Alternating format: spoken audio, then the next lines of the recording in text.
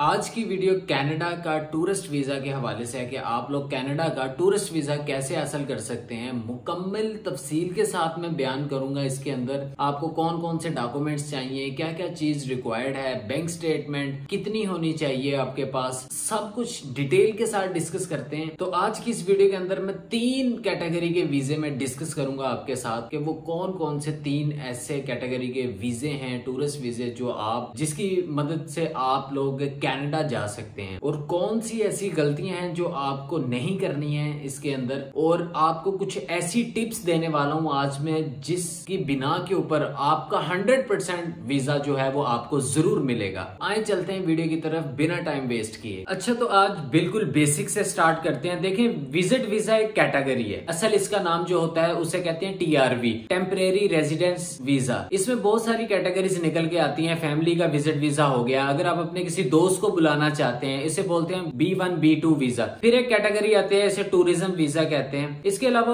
और भी बहुत सारी कैटेगरीज हैं। मेडिकल वीजा होता है, स्पोर्ट्स विजिट वीजा होता है, फिर बिजनेस टूरिज्म वीजा होता है। इसके अलावा वर्क का एक टूरिज्म वीजा होता है। टेम्परेरी रेजिडेंट वीजा के अंदर बहुत सारी कैटेगरीज हैं बेसिकली वीजा की। आज हम बात करते हैं विजिट वीजा की वैलिडिटी के बारे में कि अगर हम वीजा जो है वो अप्लाई करते हैं तो वो कितने टाइम के लिए वीजा लगता है। देखें, 10 साल का वीजा आपको इश्यू किया जाता है, या आपका पासपोर्ट जितने टाइम के लिए है आपको उतने टाइम का वीजा इश्यू किया जाता है। लेट्स सपोज कि अगर आपका पासपोर्ट 10 साल का है तो आपको 10 साल का वीजा मिलेगा। अगर आपका पासपोर्ट 5 साल का है तो आपको 5 साल तक का वीजा मिलेगा। यानी कि जब तक आपके पासपोर्ट की एक्सपायरी डेट है तब तक आपका जो है वो वीजा आपको उस डेट तक का वीजा मिलेगा। एक विजिट जो होगा वो आपका 6 महीने से ज्यादा नहीं हो सकता। जो 10 साल का वीजा है उसमें 6 महीने से ज्यादा आपका विजिट वीजा नहीं हो सकता। इसकी जो एप्लीकेशन फीस है वो सिर्फ $100 है, और $85 जो है वो बायोमेट्रिक की फीस है। ये आपको एक साथ जमा करवानी होती है। टोटल $185 जो है वो इसकी फीस है। तो आपको 2-3 दिन के अंदर ही आपको जो है वो इनकी मेल आ जाएगी। वो आपको बताएंगे कि आप अपने करीबी सेंटर में पहुंच जाएं, वहां पे जाके जो है बायोमेट्रिक करवा लें। अच्छा, बात कर लेता हूं कि कौन कौन से डॉक्यूमेंट्स आपको चाहिए। बहुत इंपॉर्टेंट चीज है, आप इसको जरा गौर से सुनिएगा। सबसे पहला आपका पासपोर्ट है। 10 साल का आपके पास वैलिडिटी वाला पासपोर्ट होना चाहिए। मैं यही आपको बोलूंगा कि आप लोग दोबारा अप्लाई करके एक नया पासपोर्ट ले लें 10 साल वाला। अगर आपकी ट्रैवल हिस्ट्री है तो वो अच्छी बात है, अगर नहीं है तो कोई मसला नहीं। 10 साल का वीजा आपका लगेगा, 10 साल का आप लोग पासपोर्ट ले लें। दूसरा डॉक्यूमेंट है वो इन्विटेशन लेटर है। ये उन लोगों के लिए है कि जिनका कोई फैमिली मेंबर ऑलरेडी कनाडा में है, वो उसको इन्वाइट कर सकता है। आप अपने वालिदैन, बहन भाइयों को, बीवी बच्चों को बुला सकते हैं। ये इन्विटेशन लेटर आपकी फैमिली वाले लोगों के लिए होता है। ये नहीं कि आप किसी दोस्त को या किसी मोहल्लेदार को बुला रहे हैं, तो ऐसा नहीं होता। जब आप इनविटेशन लेटर जो है किसी को देते हैं तो फिर आपको प्रॉपर एक रिलेशनशिप शो करते हैं, वो मैं आगे डिस्कस करता हूं। तो जब इनविटेशन लेटर आपका रिलेटिव ड्राफ्ट करेगा आपके लिए, उनसे आप ये जरूर कहिएगा कि यार इसको आप नोटराइज जरूर करवा लीजिएगा और रेड सीन से करवाइएगा। नोटराइज का मतलब ये होता है कि जो इस इन्विटेशन में बात की गई है वो बिल्कुल सच बात है। तो ये बहुत ज्यादा इससे इंपॉर्टेंस जो है वो आपके लेटर की बढ़ जाती है। रिफ्यूजल के चांसेस बहुत कम हो जाते हैं। और अगर आप जो है नोटराइज नहीं करवाना चाहते, आप बोलते हैं यार मुझे $70 नहीं देने, डिफरेंट लॉयर्स का डिफरेंट रेट होता है। अगर आप बोलते हैं जी मुझे $70 नहीं देने, मैं रिस्क ले लूंगा। अच्छा, तो तीसरे डॉक्यूमेंट के बारे में बात कर लेते हैं, वो है bank statement. Most important document. बात यह है कि बैंक स्टेटमेंट जो है वो आपकी कम से कम भी 10 से $15,000 की होनी चाहिए अगर आप विजिट वीजा अप्लाई करने के लिए जा रहे हैं। 15,000 मैंने आपको इसलिए बोले क्योंकि कनाडा में एक महीने के जो एक्सपेंस है वो तकरीबन $2,000 से $3,000 के हैं। तो कैनेडियन गवर्नमेंट जो इमिग्रेशन वाले हैं ये देखते हैं कि एक बंदा 6 महीने के लिए आ रहा है तो उसके बैंक में इतने पैसे तो होने चाहिए वो अपना खर्चा उठा सके। तो आपके पास तकरीबन 4 महीने की बैंक स्टेटमेंट होनी चाहिए जिसका ओपनिंग और क्लोजिंग बैलेंस अच्छा होना चाहिए। क्लोजिंग बैलेंस जो उसका $10,000 से $15,000 होना चाहिए। और एक चीज का आपने ख्याल करना है जब आप विजिट वीजा अप्लाई करने जा रहे हो, वो ये है कि जिस दिन आपने अप्लाई करने जाना है, आप ये ना हो कि आप उससे 2 दिन पहले अगर आपके पास कुछ पैसे पड़े हैं, अगर आपके पास लेट्स सपोज के 15-20 लाख रुपए पड़े हैं, आप उसमें डाल दें। आप बोलेंगे जी इमिग्रेशन वाला इस बेस के ऊपर आपको वीजा देगा, इसी बेस के ऊपर रिजेक्शन हो जाएगी। इमिग्रेशन वाले को पता है कि ये फ्रॉडिया है, ये ड्रामेबाजियां कर रहा है। अगर आपके बैंक स्टेटमेंट में ऑलरेडी ट्रांजेक्शन हो रही है तो फिर तो कोई मसला नहीं। अगर रेगुलर चल रहा है तो ये ना हो ना कि पूरे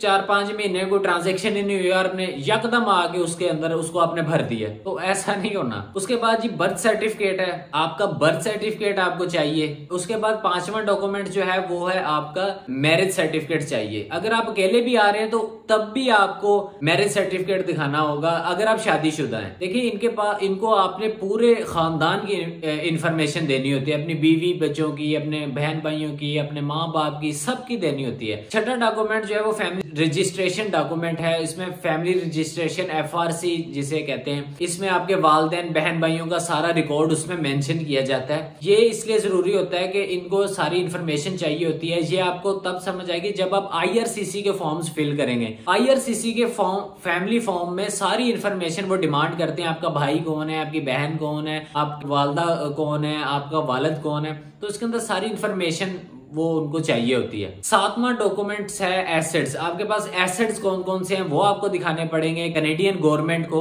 एसेट का मतलब ये है कि हाउस ओनरशिप होगी। अगर आपके नाम के ऊपर घर नहीं है, कोई जमीन है, तो लैंड ओनरशिप आप जो है वो दिखा दें, वो भी आपका चल जाएगा। इसके अलावा जो भी आपके पास एसेट्स हैं वो आप दिखा दें। जितने ज्यादा आपके पास एसेट्स होंगे उतनी आपकी प्रोफाइल जो है वो स्ट्रॉन्ग होगी। बेसिकली इमिग्रेशन वाले ये देखना चाहते हैं कि आपके अपने मुल्क के साथ टाइज कितनी स्ट्रॉन्ग है। जितने एसेट्स आपके पाकिस्तान में होंगे उतने ज्यादा आप उनको बताएंगे, वो फिर देखेंगे कि यार इसके इतने एसेट्स पाकिस्तान में पड़े हुए हैं, ये हमेशा के लिए थोड़ी आएगा। इनको बताने का मकसद बेसिकली ये होता है। बाकी बिजनेसमैन अगर कोई कनाडा का विजिट वीजा लगवाना चाहता है, उसके पास एक तो बिजनेस बैंक स्टेटमेंट होनी चाहिए 6 महीने वैलिड। उसके अलावा अगर उसके पास कोई कंपनी है या कोई दुकान का मालिक है, उसका कमर्शियल लाइसेंस होना चाहिए। तीसरी जो चीज है वो इनकम टैक्स रिटर्न चाहिए जो उसने फाइल की है, वो उसमें शो करवा सकता है और उसके जरिए वो अपने बिजनेस को, अपनी इनकम को वेरीफाई करवा सकता है। अगर कोई सैलरी पर्सन कनाडा आना चाहता है, उसको कौन कौन से स्पेसिफिक डॉक्यूमेंट्स होंगे जो दिखाने पड़ेंगे। सबसे पहले वही प्रूफ ऑफ इनकम, उसको सबसे पहले अपनी सैलरी स्लिप से दिखानी होगी पिछले 3 महीने की,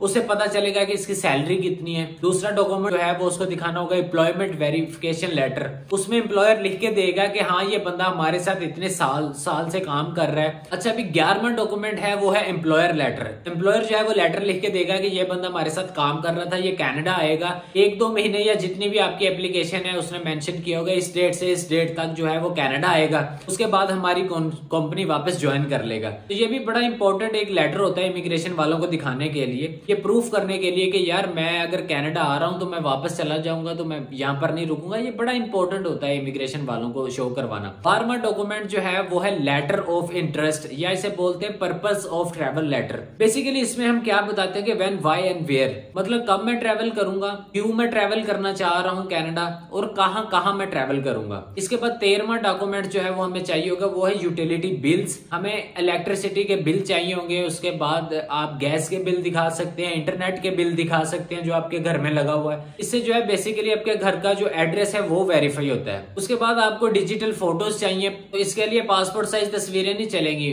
आप उसको 35x45 mm की पिक्चर्स लगेंगी। वो IRCC की वेबसाइट के ऊपर सारी डिटेल दी हुई है, कितना साइज चाहिए 35x45। इसके बाद फेस एक्सप्रेशन आपके नॉर्मल होने चाहिए, ना मुस्कुरा रहे हो ना आप मतलब ज्यादा, मतलब बिल्कुल सही हो। अगर लेडीज की बात करें तो लेडी ने हिजाब ना किया हो, स्कार्फ लिया हो, बस उसके अंदर आप उसका चेहरा नजर आ रहा हो। अच्छा, उसके बाद 15वां और आखिरी डॉक्यूमेंट है वो है ट्रैवलिंग टिकट। आपको रिटर्न टिकट चाहिए होगी और वो रिटर्न टिकट आपको स्कैन करके अपने डॉक्यूमेंट्स के साथ अटैच करनी होगी। ये बड़ी इंपॉर्टेंट है। ऐसा नहीं हो सकता कि आप एक साइड की टिकट ले लें, ना तो आप एक साइड का टिकट लेके उसमें एप्लीकेशन में लगा सकते हैं, और दूसरी बात यह कि अगर आप एक साइड की टिकट लेकर आपका वीजा अप्रूव हो भी गया तो आप एयरपोर्ट पे आएंगे, एयरपोर्ट से आपको वापस भेज देंगे। ये है कि रिटर्न टिकट आपके पास लाजमी होना चाहिए। ये सारे डॉक्यूमेंट हो गए। अब स्कैनिंग के बारे में बात कर लेते हैं। सबसे पहले जो है आपको पासपोर्ट की स्कैनिंग के बारे में बता दूं कि पूरे पासपोर्ट को आपको स्कैन करना चाहिए। एक है पासपोर्ट के 2 पेजेस होते हैं जिसके अंदर आपका बायोडाटा होता है, वो तो स्कैन होते ही होते हैं, लेकिन कुछ लोग बोलते हैं एग्जिट और एंट्री के जो स्टेप्स हैं, अपने पास हिस्ट्री के जो ट्रेवल किया है वो स्कैन करा लो। देखिए वो तो आप स्कैन करवाएं, बाकी पेजेस की भी वो आप जो है वो स्कैनिंग करवा लें, वो आपकी एप्लीकेशन के अंदर अपलोड करें। इसके बाद जितने भी डॉक्यूमेंट्स होंगे आप स्कैन करेंगे, उनको आपने स्कैन करके 300 DPI पे, DPI बोलते हैं डिस्प्ले पर इंच। इसकी क्या वजह, इसकी वजह ये होती है कि 300 DPI का मतलब होता है चारों कॉर्नर जो हैं आपके डॉक्यूमेंट्स के वो विजिबल होंगे। और दूसरी बात ये होगी कि उस डॉक्यूमेंट्स का जो आपने स्कैन किया है वो साइज थोड़ा सा श्रिंक कर जाएगा। IRCC की वेबसाइट पे क्या होता है, उन्होंने जो लिमिट लगाई होती है कि कोई भी डॉक्यूमेंट जो है 2 या 4 MB, डिपेंड करता है आप कौन सी एप्लीकेशन जो है वो सबमिट करें, 2 या 4 MB से ज्यादा अलाउ नहीं करते पर डॉक्यूमेंट। आपका जो डॉक्यूमेंट है आपने जो स्कैन किया है वो कम से कम जो है वो साइज पर हो, ताकि वो इजीली अपलोड हो जाए उसमें। अब मैं बात करता हूँ एलिजिबिलिटी क्राइटेरिया के बारे में। ये बहुत इंपॉर्टेंट 7 पॉइंट्स हैं, ये मैं आपको बताऊंगा ताकि आपको पता चल सके आप एलिजिबल हैं भी या नहीं विजिटर वीजा अप्लाई करने के लिए। सबसे पहले आपके पास डिप्लोमा या बैचलर की डिग्री होनी चाहिए। अगर आपके पास बैचलर की डिग्री नहीं है, आप इंटर पास है या मैट्रिक पास है, तो फिर आपकी बैंक स्टेटमेंट बहुत स्ट्रॉन्ग होनी चाहिए। 50,000 कैनेडियन डॉलर आपके पास है तो फिर आप अप्लाई करें। मतलब मैं आपको बिल्कुल एक अच्छा वे बता रहा हूँ जिसके अंदर आपके विजिटर वीजा लगने के चांसेस ज्यादा होंगे। अगर कोई ऐसा बंदा जो कहता है कि मैं मैट्रिक पास था और मेरी स्टेटमेंट भी वीक थी और मेरा वीजा लग गया बगैर इनविटेशन लेटर, बिल्कुल झूठ है। तीसरा पॉइंट, वेरीफाई ऑर्गेनाइजेशन करवानी। वो क्या होती है जिसे आप इजीली वेरीफाई करवा सकें गूगल से या किसी भी सोशल मीडिया प्लेटफॉर्म से। चौथा पॉइंट कि आपका कोई क्रिमिनल रिकॉर्ड नहीं होना चाहिए। पांचवा पॉइंट कि आपको टीबी जैसी या HIV जैसी कोई बीमारी नहीं होनी चाहिए। और छठा पॉइंट कि आपका वीजा जो है इन 4 में से किसी भी कॉमनवेल्थ कंट्री के लिए रिजेक्ट ना किया गया हो। इनमें ऑस्ट्रेलिया है, न्यूजीलैंड है और यूनाइटेड किंगडम है। अगर इन कंट्री में से किसी भी कंट्री के लिए आपका वीजा रिजेक्ट हुआ है तो वो बहुत ही कम चांसेस हैं कि आपका कनाडा का वीजा लगे। ये वो सारे डॉक्यूमेंट्स थे जो आपको चाहिए होंगे विजिटर वीजा अप्लाई करने के लिए। यकीन करेंगे यार, कनाडा का विजिटर वीजा अप्लाई करना जो है मिडिल ईस्टर्न कंट्री को बहुत मुश्किल है। ये सारे डॉक्यूमेंट्स थे। उम्मीद करता हूँ कि आपको स्टेप बाय स्टेप सारे समझ आ गए होंगे। अगर आपका फिर भी कोई सवाल है तो आप वीडियो को बैक करके देख सकते हैं। अगर उसके बावजूद भी आपको नहीं किसी चीज की समझ आती, आप वीडियो के डिस्क्रिप्शन में जाके मुझे इंस्टा के ऊपर मैसेज कर सकते हैं, तो इंशाल्लाह मैं आपको वहां पे मुकम्मल गाइड कर दूंगा। बाकी इस वीडियो को अपने फ्रेंड्स एंड फैमिली और अपने दोस्तों के साथ शेयर करें ताकि लोगों को पता चले। और जो जिनके पास ये जो मैंने रिक्वायरमेंट बताई है, जिनके पास अगर ये रिक्वायरमेंट है, अगर वो इस चीजों को अफोर्ड करते हैं तो वो अपना वीजा अप्लाई करें और वो किसी 2 नंबर एजेंट माफिया के हत्थे चढ़ने से बच सकें। तो बाकी मुझे इजाजत दें। इंशाल्लाह ऐसी इन्फॉर्मेटिव वीडियो मैं आप लोगों के लिए लेके आता रहूंगा। वीडियो अच्छी लगी तो चैनल को सब्सक्राइब करें, बेल आइकन को जरूर प्रेस करें। बाकी इंशाल्लाह मिलते हैं अगली वीडियो में, तब तक के लिए पीस आउट।